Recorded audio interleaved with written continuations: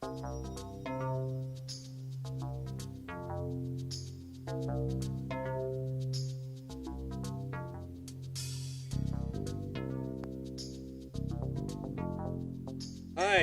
my name's Greg.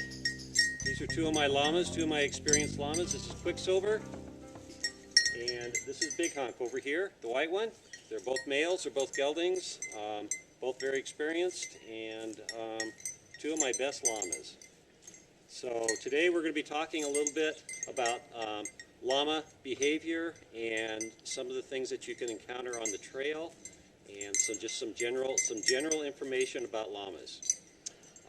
So when my llamas go out, they have a halter on. This is called a halter, and that stays on the whole time. It never comes off. There's a thick closed ring on the halter here. Everything that when you want to keep your llama in your camp or on the trail, everything that gets snapped on has to be on this ring, as opposed to this little flimsy ring. Hope you can see it. For his bell and his ID tag. So he has a bell. He also has an ID tag that has my name and number on it, just in case he decides to go off on his own, which doesn't happen very often, but people can tell me, know where to call. Some of the basic llama behavior is based upon what a llama can and cannot do. Llamas have no real defense other than flight, and the reason they have not much defense is that they're lightweight, so llamas can kick, but they don't kick very hard. It's not something that's going to put a bothersome thing down on the ground. They don't have much of a bite. They have no top incisors, so there's no top teeth in the front, so they can bite you, but it just doesn't have much punch to it. Llamas spit. Yes, llamas do spit. It's regurgitated stomach matter. It's green, it's warm, it's green, and it has a nice fragrant little smell to it, but it's not like getting skunked. So it's not going to put anything off. So if anything is really threatening to a llama, their instinct is resistance, i.e. flight.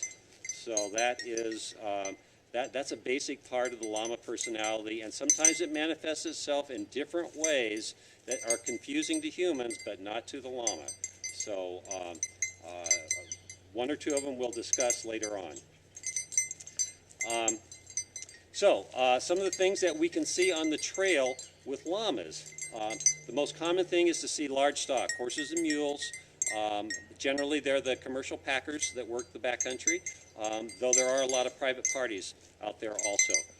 We always give the right-of-way to large stock. Llamas are not afraid of horses and mules, but sometimes you can have horses and mule that are, maybe they're just a little bit more high-strung, or it's the first time they've seen a llama, or the first time they've smelled a llama, and that can pose a threat to them. So we always give them the right-of-way. We do that by getting off the trail.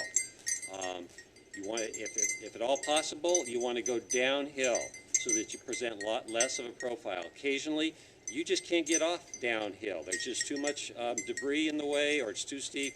You have to go uphill. Well, you do what you have to do. I like to try and get a good 100 feet off the trail, because I never know the stock that I meet. Have they seen llamas 27 times and could care less because they figured out that the llamas aren't going to eat them? Or is it their first encounter? So I always assume it's their first encounter. Llamas can have a little dust up on the trail. They can have a little rodeo. Nobody's really going to get hurt because they're just not as big. They don't kick. Horses and mules, it's not the same. There's especially with commercial packers, many times you'll have one packer.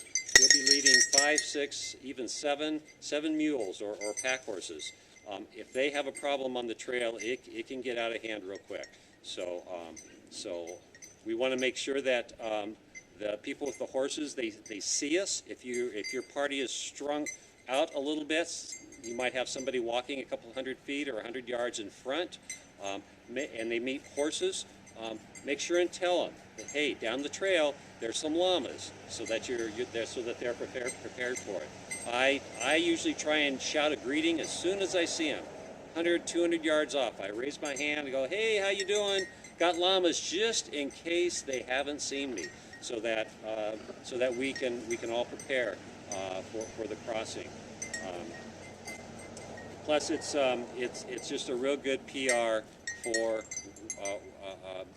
sharing the backcountry with the people that have the horses and mules.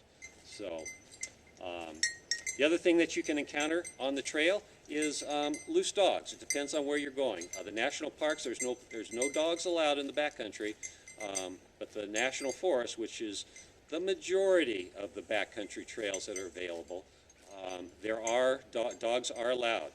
Generally, the rule is, to one degree or another, dogs have to be under control, either on a leash or under voice command. Unfortunately, most people, within 100, 200 yards after they get out of the trailhead, they're off leash, and voice commands were never part of that dog's training to begin with. So sometimes you can get dogs that get a little bit of hyper. They're a nice dog back at home in the backyard of San Jose, but now they're running free up in the mountains, and all those instincts are bubbling to the surface.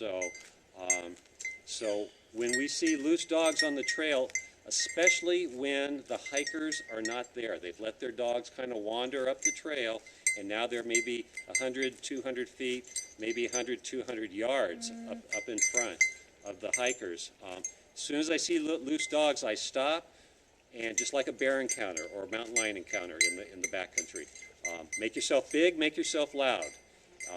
First thing I start doing is I start calling for the hikers to get their dogs on a leash, because they're usually within earshot, but depending upon the dog, most dogs in the backcountry, they may get a little upset with the llamas because they've never seen llamas before. There's no llamas living next door to them in the backyard of the adjacent house in San Jose. So they look different, they sound different, and they smell different. So sometimes the dogs can get a little aggressive and or protective, because that's what dogs do. They're the protectors of the humans. So want to get the hikers up right away to get their dog under control. Occasionally, most hikers have their leashes with them, so it's not a problem. Sometimes they don't, so they've got to grab them by the collar. Sometimes people, they think that, okay, well, I've got my llama, or got my dog under control, so I'm gonna be 2 feet off of the trail, right where the llamas are going to pass by, and that's going to be okay. Well, for the human can comprehend that their dog is under control. The llama cannot comprehend that. All they see is maybe a dog that was giving them some bad vibes, some growling and body language that said they could be kind of aggressive. So what will happen as you walk by those people that are right off the side of the trail? The llama is gonna swing away. They want to protect their flanks. That's a common spot where the predators go for them, and so that's imprinted in their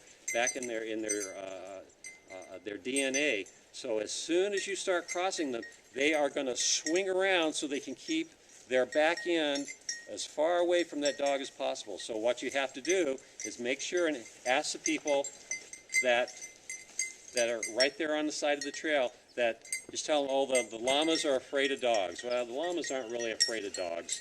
They've gone with my dogs for years. They're just afraid of dogs that are acting aggressive.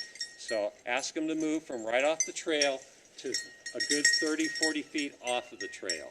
So usually that's not a problem. Occasionally, if it's a real steep trail on each side, sometimes you just have to improvise. And once in a while, I have to actually turn around and go back down the trail, find a big turnout place, whether it's for dogs or for stock. Not too often, but especially if it's a choice of me turning around with 2 or 3 or 7 llamas on the trail that's narrow and there's no place to cross when I meet horses and mules, is way, way easier for me to do that. It's almost impossible for the large stock to do that. So that's always an option that you have to do, you have to think of. Another thing that happens on the trail, every time you go out, this will happen on the trail, and that is your llama will have to go poop. They usually have a nice big belly full in the morning, and they get out and they hike an hour or two, maybe even 3 hours, and nature takes its course, and that food works its way through, and it has to come out. So the signs that it's potty time is usually the lead llama will start giving you a tug as you're got the rope, and he starts tugging a little bit. So what you want to do is just stop, turn around, and look.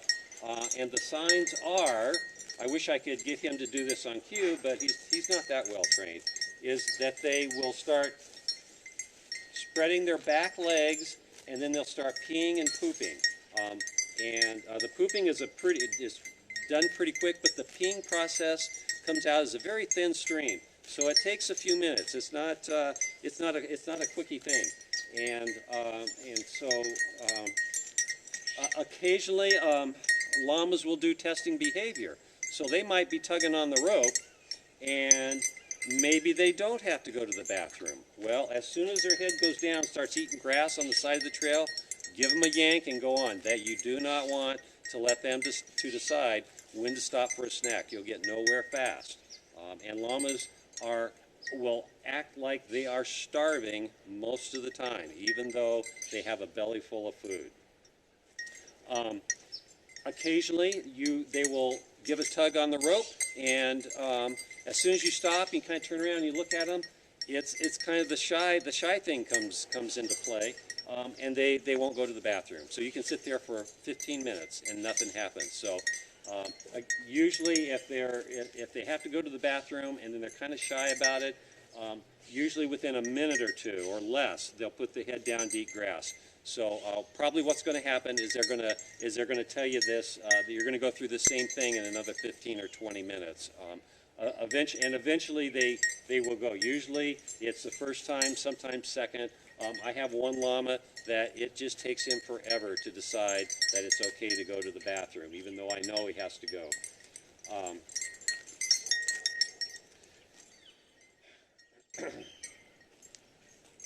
Cut. No. No? Do the dance.